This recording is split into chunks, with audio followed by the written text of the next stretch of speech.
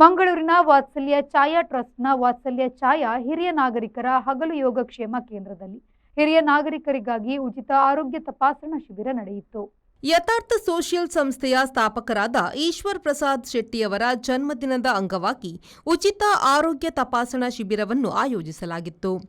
ಹಾಗೂ ಕೇಕ್ ಕತ್ತರಿಸುವ ಮೂಲಕ ಈಶ್ವರ್ ಪ್ರಸಾದ್ ಶೆಟ್ಟಿಯವರ ಜನ್ಮದಿನವನ್ನು ಆಚರಿಸಲಾಯಿತು.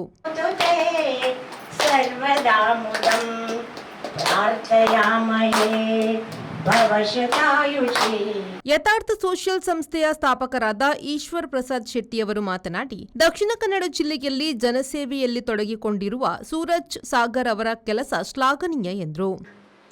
ತನ್ನ ಹೆಸರು ತಕ್ಕಂತೆ ಸೂರಜ್ ಸಾಗರ್ ಅಂದ್ರೆ ಸೂರಜ್ ಅಂದ್ರೆ ಬೆಳಕು ಕೊಡುವಂಥದ್ದು, ಸಾಗರ್ ಅಂದ್ರೆ ಅದಕ್ಕೆ ಅಂತ್ಯ ಇಲ್ಲ. ಅಂತಹ ರೀತಿಯಲ್ಲಿ ಸಹಾಯ ಮಾಡುವಂತ ಸೂರಜ್ ಸಾಗರ್ ಅವರ ಮನಸ್ಸಿದೆಯೋ ಅದು ದಕ್ಷಿಣ ಕನ್ನಡ ಜಿಲ್ಲೆಯಲ್ಲಿ ಪ್ರತಿ ಯುವಕರಿಗೆ ಆಗ್ಬೋದು ಅಥವಾ ಎಲ್ರಿಗೂ ಒಂದು ಮಾದರಿಯ ಬದುಕು.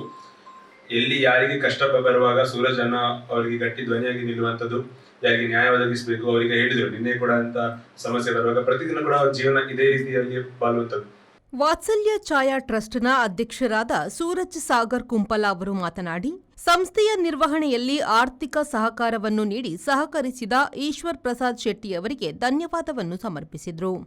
ವಿಕಲಚೇತನರ ಹಾಗೂ ಹಿರಿಯ ನಾಗರಿಕರ ಇಲಾಖೆಯಲ್ಲಿ ಕೆಲಸ ಮಾಡಿದೆ. ಆ ಕೆಲಸದೊಟ್ಟಿಗೆ ಸಮಾಜ ಸೇವೆಯನ್ನು ಕೂಡ ಮಾಡುವಂತಹ ಒಂದು ನನಗೆ ಯೋಚನೆಯನ್ನು ನನ್ನ ತಂದೆ ತಾಯಿ ಅವರು ಕಲಿಸಿಕೊಟ್ಟಿದ್ದಾರೆ.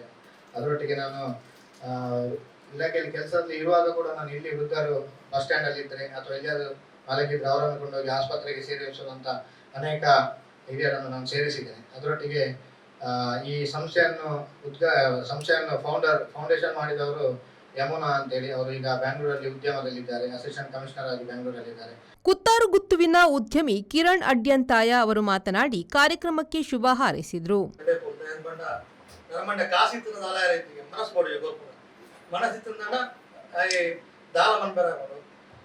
ಈಶ್ವರನ ಪುಟ್ಟು ಬರ್ಬೋದಾರಿ ನಮ್ಮ ಎಡ್ಡ ಕೆಲಸ ಬೈದ ಆರೋಗ್ಯದ ತಪಾಸಣೆ ಬಂದಿದೆ. ನನ್ನ ಮನೆಗೆ ಆರೋಗ್ಯ ಇತ್ತು ರಾಲ ಮಂತೋಳಿ.